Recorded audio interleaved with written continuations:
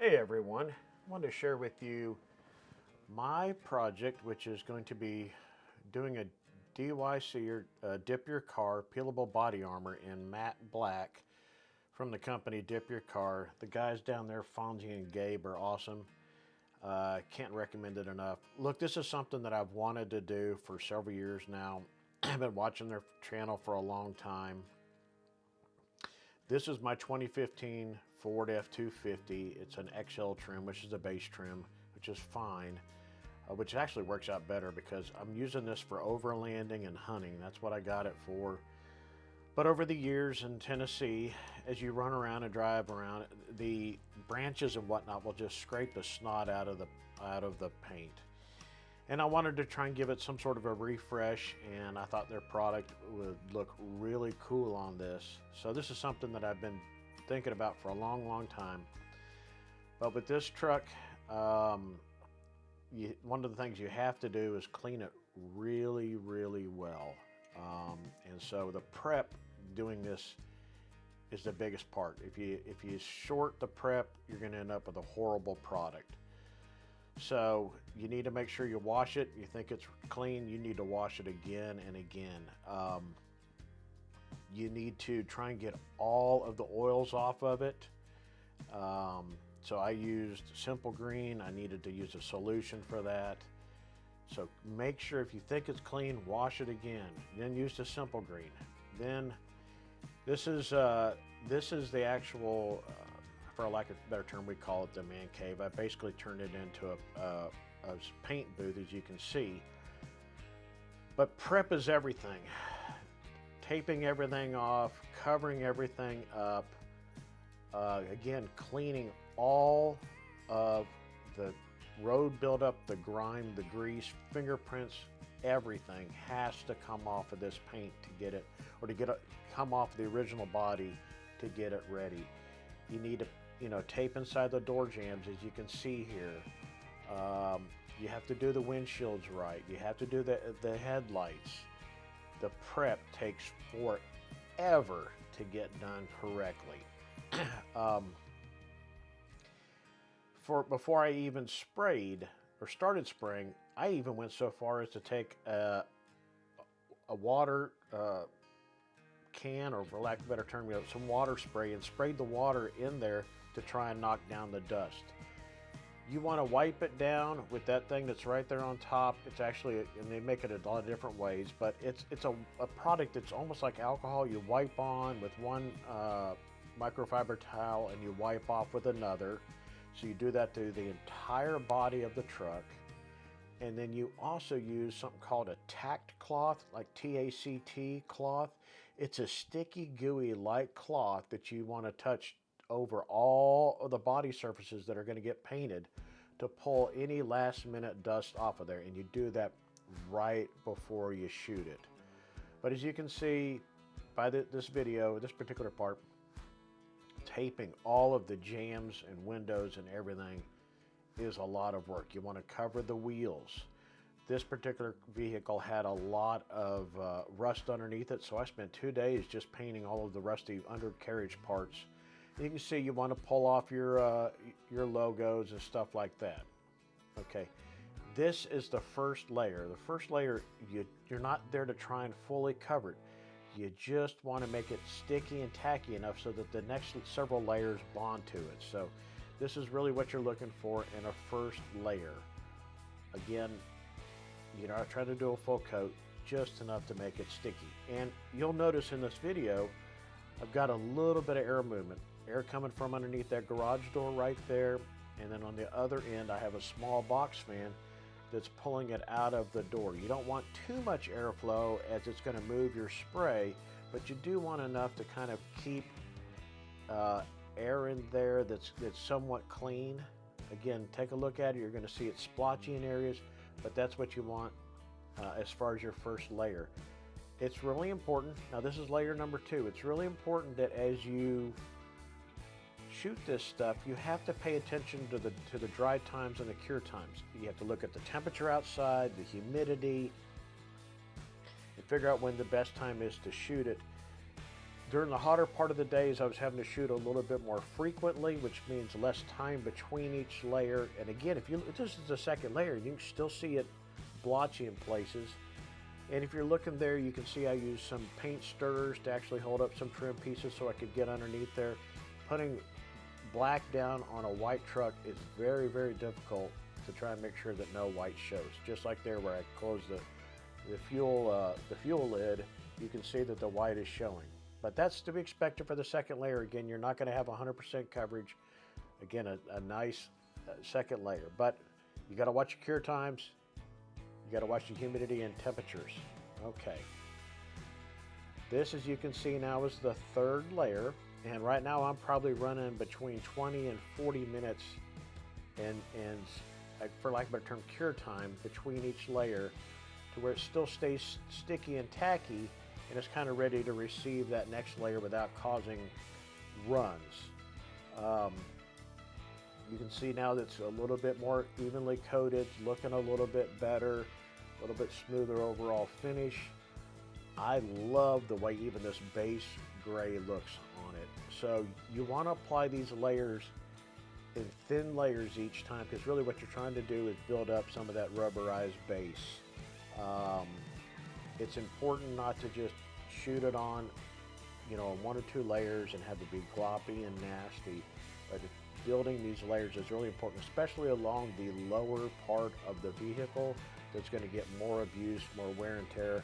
I've got oversized tires and rims on here, so the lower rocker panels are due and will get a lot of abuse from rocks and mud and everything else that flies up. So you can go a little bit lighter now on the roof and the hood, but you've really got to really focus now on the bottom level of that truck to protect it. The nice thing about this product is it doesn't have a tremendous amount of overspray. I overkilled by covering stuff so far away, but it probably falls 3 to 5 feet. So again, here we are now with the 4th layer. It's looking even better. I think it looks fantastic, you know, compared to the original white that was on there. As you can see, I popped the logos out and everything, and I painted those separately with a nice black satin finish. I blacked out the front Ford logo and the rear Ford logo. I didn't want to see the white too much on the door jambs, so I kind of rolled the dice and started shooting the inside of it. Not sure I'd suggest that for everybody. I did notice that some of it got out on my tinted windows, and I may at some point have to retint those windows. But at this point, I was more about the appearance of it and having it look nice from the outside when all the doors were shut. So that's why I kind of shot the inside. In hindsight, probably not the best idea. It looks fantastic with all the doors shut, you know, but when you open it up, you kind of see the spots just like that where there's a little bit of white still showing. And I guess that's part of, you know, doing a dip your car DIY kind of a paint job. The other difficult thing is getting between the bed and the cab. That gap can be difficult. You have to be very careful about how you spray so you don't end up with a bunch of runs. Again, had to cover everything. I pulled the back bumper because I knew I was going to be putting on an aftermarket bumper instead of that factory one. Chrome does not hold the peelable stuff very well, so I just figured I'd go with an aftermarket bumper to kind of match the front bumper. Again, you can see where I sprayed the jams.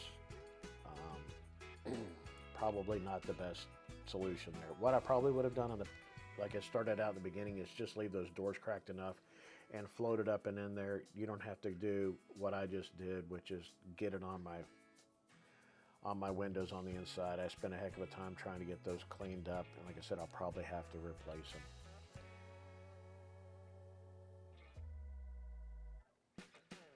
Now, between this layer and the next, I made a major mistake. I had sprayed and I wasn't holding the nozzle level. And so now you can see that it's darker outside. I had to do a 3-hour round trip to get one of the nozzles needed. I actually had it gummed up. I couldn't clean it. And so for 3 hours, plus it sat there before I could even get home to put this particular layer on it. So now it's dark outside, and it's had a bit of time to cure. And I believe this is the first layer of the peelable body armor.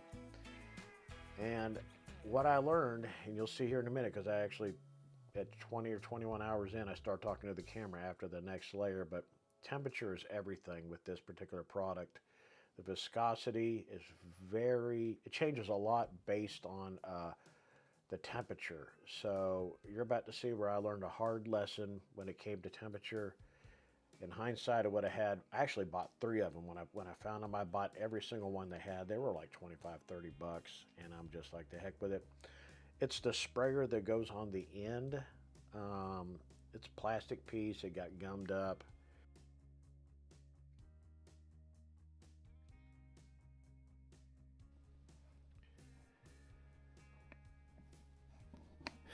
Okay, well, it's 1:45 in the morning. I've been up since 6 a.m. working on this dip your car peelable body armor for my F-250. I've made several videos showing you each one of the layers as I put them on. The last 2 layers were the peelable body armor that I spent probably an hour and a half trying to get on. It was a real pain. I even ran out of, actually I didn't run out of, the sprayer stopped working, so I had to drive almost 3 hours round trip. Actually, it was over 3 hours round trip to buy more sprayers because I already had 4 coats down. So I'm going to turn it around and show it to you, talk to you a little bit about it. I've started peeling tape off. I left some on so you can kind of get an idea of what's going on with it. But, you know, here you can just kind of see, you know, that looks nice, right? It looks pretty good. Hood looks good, right? The problem is it started to sputter and spit, and I couldn't get it to really spit anything out the last hour or so. And then by then, because it had been sitting for so long, it started to cure and making the tape almost impossible to peel. And so now it's looking really bad.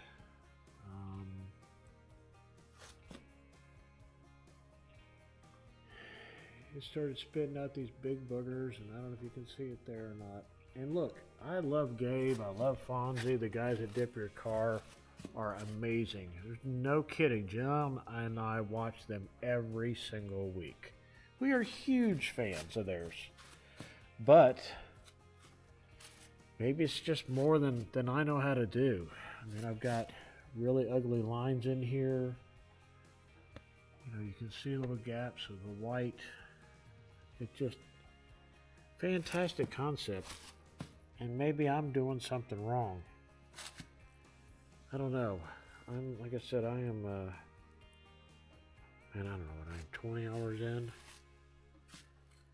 And it's just not working out how I thought it was going to work out. You know, I ended up getting these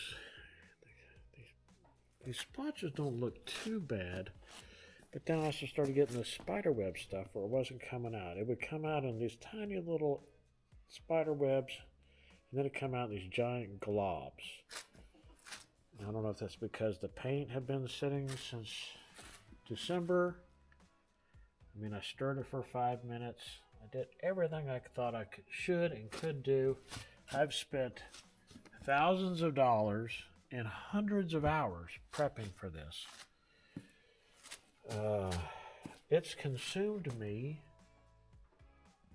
for months, probably longer than that. I've been thinking about doing this for a year and a half, and I'm not gonna lie, at 20 hours, it's incredibly frustrating, and I hope you guys have better luck than I did. It's just not turning out the way that I really thought it would. I'm just not really happy. So here back, you can see here, started getting these big old boogers that would just kind of come flying out. And then because it's been sitting for so long, it's not peeling nice. It's just looking horrible. And as you come around to the back, you can see these things are just really, really bad.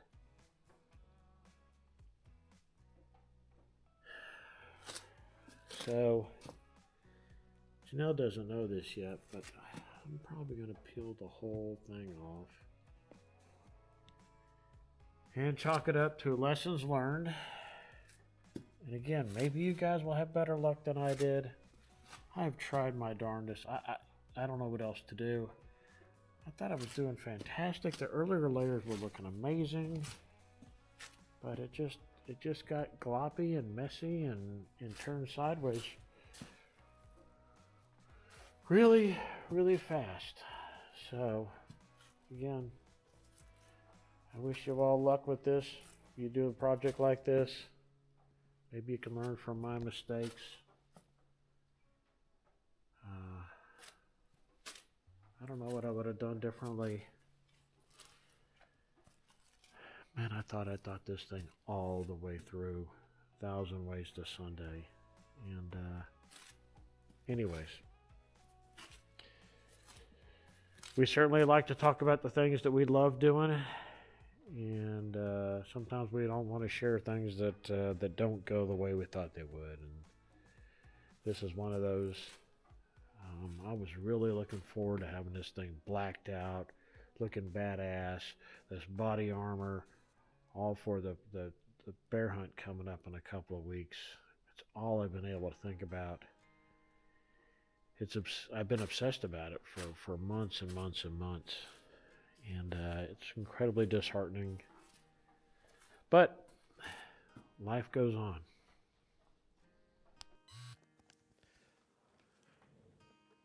Okay, well, here you can see the topper, and as you've seen in the videos already, I had actually pulled that off and set it on this trailer just because I couldn't have gotten the back and that gap between the tailgate really well. So listen, I shot this like a day or two later. As you just saw, I was very, very frustrated, worn out, 22 hours of working on it, and thank God I have such an incredible wife in Janelle. She actually told me, she's like, look, I think you need to give it a little bit of time. Maybe you can repair it. Don't peel it all off. And so I did. I gave it a little bit of time. I thought about it. And it's not the ideal solution, but I did use like a little paintbrush, tiny paintbrush. Trimmed off those excess pieces that you saw hanging of the peelable body armor. And then went back and used the light little paintbrush and built the layers up around it. And that's how I repaired it. And the other thing I learned, because I went and shot this the next day or two, was I actually put the peelable body armor and the base layer in a cooler with a heating blanket in it to keep it warm so that the viscosity would stay at the right thickness. And it worked phenomenal. The other lesson I learned was to start peeling almost immediately when you get done shooting that last layer so that you don't have those pulls. I think the other problem that I had was that I was getting to where I was peeling it too late, it had cured too much, and so that's the other lesson that I learned. But I think that the topper looks really, really good. Very happy with the way that it turned out. I even waited too long to peel it and had to go back and do some minor repairs on the topper as well. But I think all in all, you can look at it. I love the texture. It's fantastic. So I can't wait to show you here in a minute what the whole thing looks like together, and then give you some feedback after driving it for a while as far as what my thoughts are on the product. But take a look at that. I think it looks amazing. Okay, here she is after going 6,000 miles. Hadn't been cleaned up, nothing. This is after the bear trip. 1,000 miles of that are on lumber roads, nastiness, just getting the snot beat out of it, gravel, driving over entire logs. And I think it turned out really well. You can see it had a blackout on the Ford logo there. The wheels I'm going to work on, that's going to be the next thing, is going to making them a complete satin black. You can see now a little bit better that I did a complete spray paint and cleaning. There's still a little bit of rust down there, I guess, but clean that whole undercarriage up. It was horrible. You can take a look there at the trim panel, how I made that into a kind of a blackout. Blacked that out with some nice satin paint. I still need to fix that antenna. I trimmed it off so that I could cover it easily when I sprayed it. I'll be honest with you, I was in a hurry to get this done so I could get on the bear hunt.